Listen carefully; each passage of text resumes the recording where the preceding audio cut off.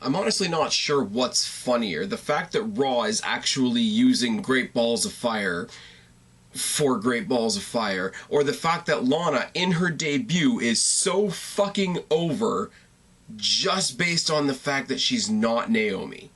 Oh yes, let's talk about SmackDown.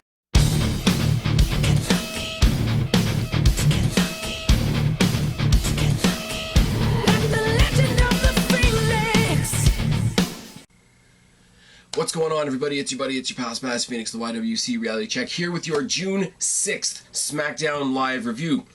I'm going to get the house cleaning out of the way first, as I always do. Check out the, almost pointed the wrong way there. Check out the exclamation in the box above, and check out the Q&A for July. Throw your questions in, you guys know the drill by now. Also, Extreme Rules just passed, hence the Great Balls of Fire joke in the entrance there, which I'm sure you guys all thought was hilarious, right? Right. Okay. Gotta say, the second ever pay-per-view pick'em, got a few more people playing this time around. The scores, as it were, if you weren't watching Twitter, I know a lot of you weren't watching it on the night, so I didn't tag you on Twitter.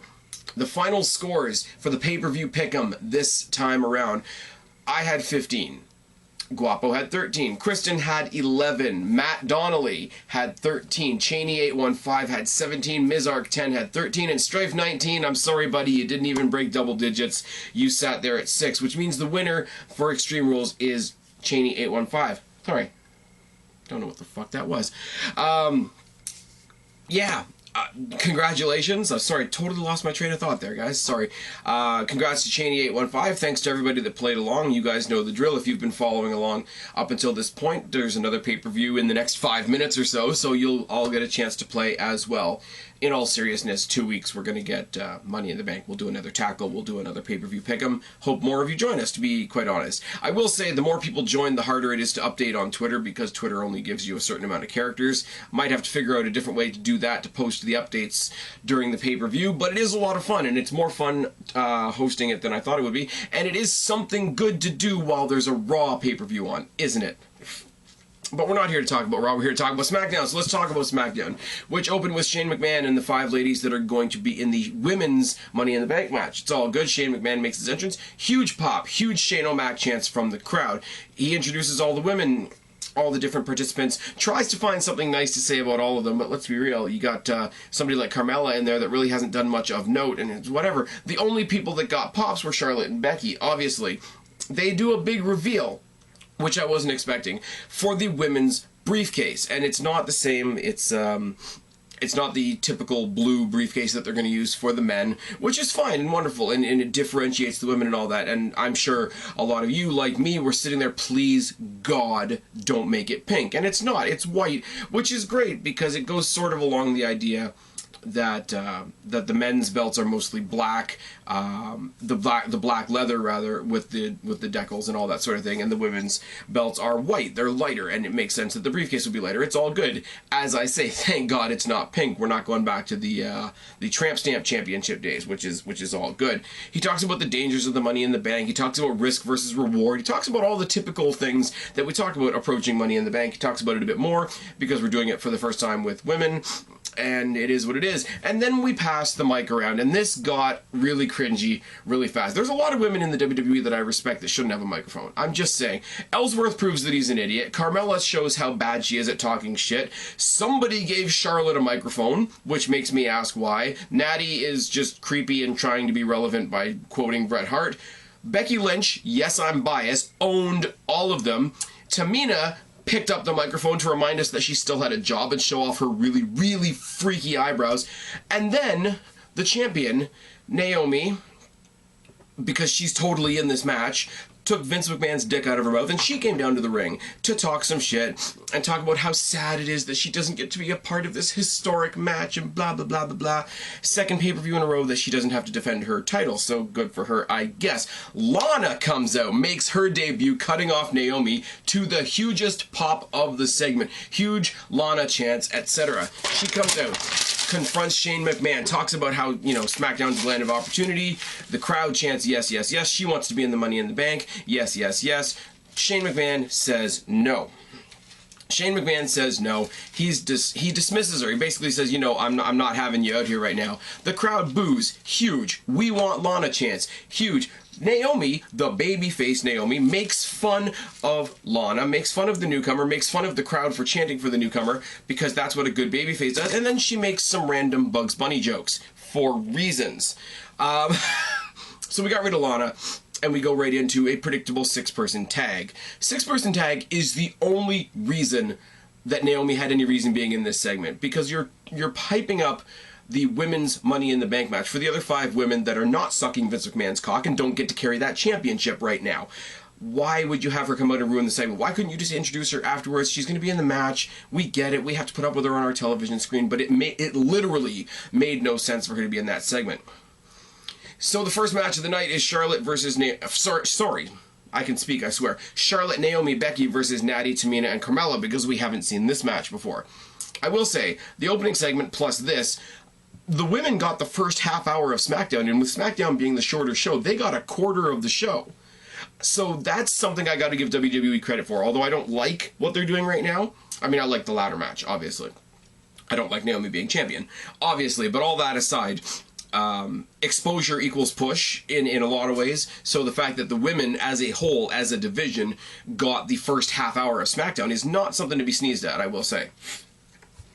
Charlotte and Natty did a lot of like my family versus your family catty bullshit in the promo too that I just didn't feel like going over because they've been doing it since NXT.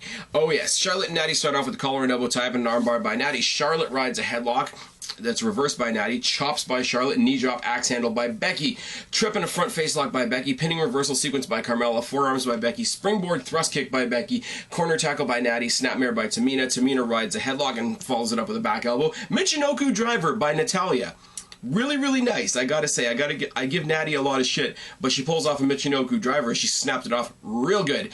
Responded by Becky with an enziguri. And here comes Naomi. Here comes our great triumphant champion with her only 2 contributions in this match. The no actual contact dance kicks, oh yes, and the watch me fall on my face and call it a jawbreaker.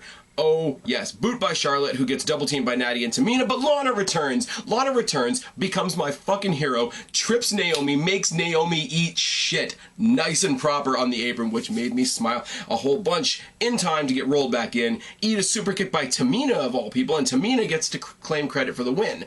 Tamina, who just came back recently and hasn't had much traction yet, got credit for the win in this match. That's cool. I like that. I don't think it results in a push, but it's a little bit of something for her because she really hasn't had anything since she came back. Lana coming out and, like I say, basically throwing a big fuck you at Naomi and getting cheered for it. Oh yes, go back and watch. Just made my fucking night. Lana is overnight for fucking with Naomi, who's like the people's champion and she's the one and there's all kinds of social justice bullshit and fuck off, by the way. Oh yes. In the back, Mojo Rawley talks to Shane McMahon, talked about how he thought he was going to turn his career around after winning the Andre the Giant Memorial Battle Royal. He wants competition. He wants to know if he's been left out of Money in the Bank because he slipped Shane's mind or because it's something more intentional. He wants to remind him that the only person that beat Jinder Mahal after he was drafted to SmackDown and before he became champion was Mojo Rawley. So Shane McMahon says, okay, cool, you want competition? I hear you. This is the land of opportunity, all that sort of thing. There's a lot of logic to what you're saying. You can join the Money in the Bank ladder match if you beat your opponent tonight. Oh, by the way, your opponent tonight is Jinder Mahal.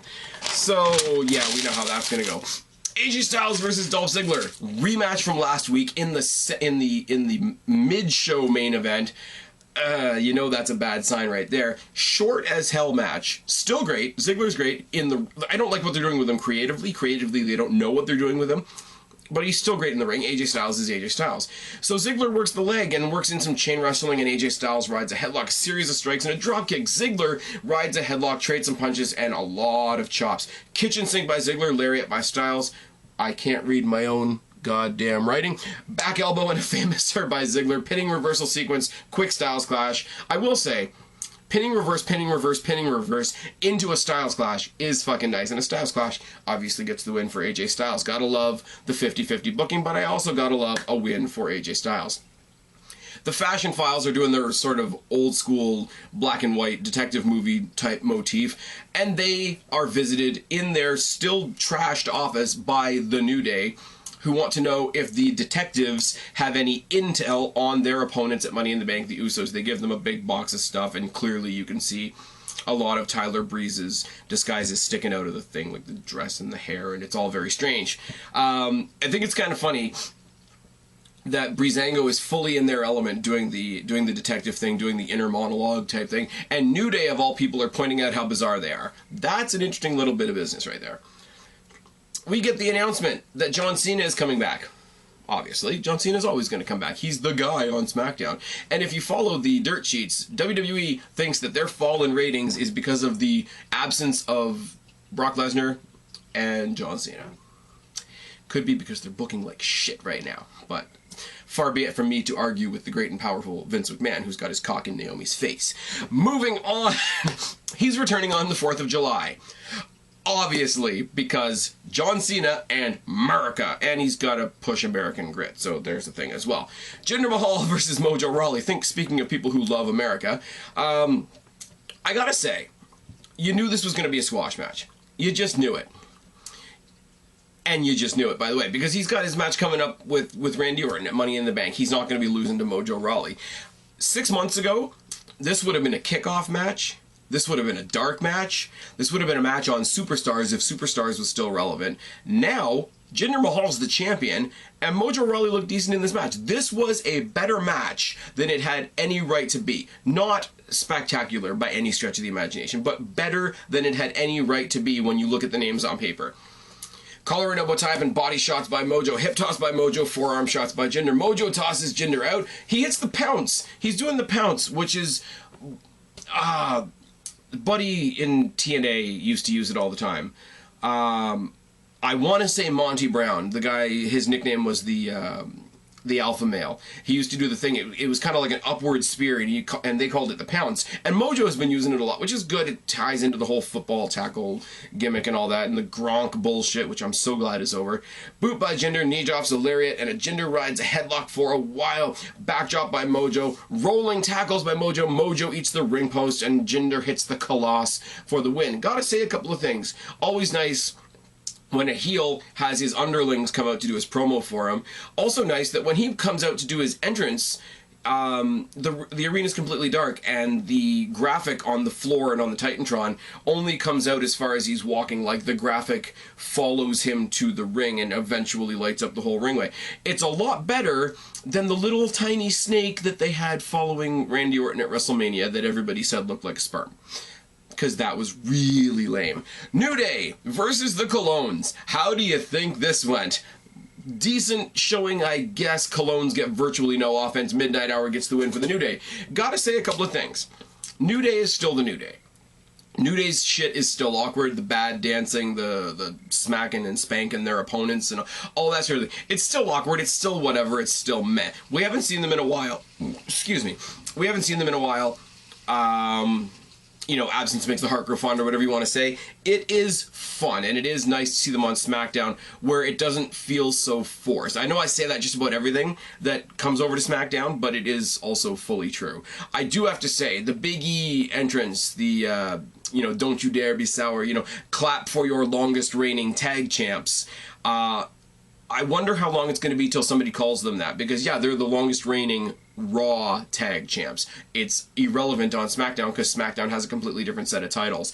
I hope they address that. I hope a heel team comes out and calls them on that, and they immediately change it up. You know, clap for your soon-to-be tag champs, or whatever you want to do. But I hope it's a little thing. I know I'm nitpicking to the nth degree, but I hope they take that and some asshole heel team just comes in and literally rips Big E for how inaccurate his entrance is. Now it'll be good.